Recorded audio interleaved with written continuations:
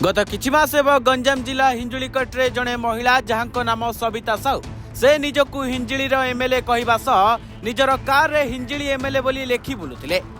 एवं विभिन्न सरकारी ऑफिस बुलाबुली करने सह भिन्न भिन्न जगह को जाई लोकंकु निजर परिचय देउथिले जाहाकु नै रिपोर्टर स्टूडियो रे खबर प्रसारण करा जायतिला जार प्रभाव पर एभली संवेदनशील घटना को बीजेडी रो एक प्रतिनिधि दल गुरुत्वर सह नै हिंजिली थाना रे अभियोग करथिले जहापर थाना रे एक मामला रुजु हेबा सह घटनार तदंत आरंभ करथिला पुलिस एवं निकटरे विधायक नाम फलक लगाई बुलुथिबा संपृक्त कला रंग महिंद्रा कार को पुलिस जबत करने सह उक्त महिला को अटक रखी पचरा उचरा करी व्यक्तिगत मुचालिका छाड़ी जना पड़ी तेबे संपृक्त महिला विरोध में आईनगत कार्यानुष्ठान हेबो बोली एसडीपीओ संतोष जेना सूचना दैछंती। थाना रे देखा हेबा परे मध्य उक्त महिला जनक निज सोशल मीडिया रे किछि वीडियो पकैछंती। ए नजर पकांतु से वीडियो उपरे आमे आईन ऊपर लड़चु आओ ठीक भाବରେ ମଧ୍ୟ ପୋଲିସକୁ ସହଯୋଗ କଲେ କାହିଁକି ବୋଇଲେ ସେ ଇନ୍ସପେକ୍ଟରଟା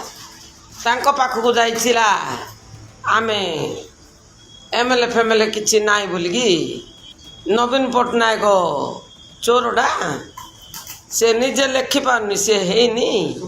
ଆମେ ଏମଏଲଏ ଅଛୁ ଏମଏଲଏଟା ଆମେ ଲେଖିଛୁ କୋର୍ଟରେ ଏଠି ଲୋକ ବୋଲି ବୋଇଲେ ଏଠି ଏମଏଲଏ ମୁଁ ଆମେ ଏତା କରିବୁନୁ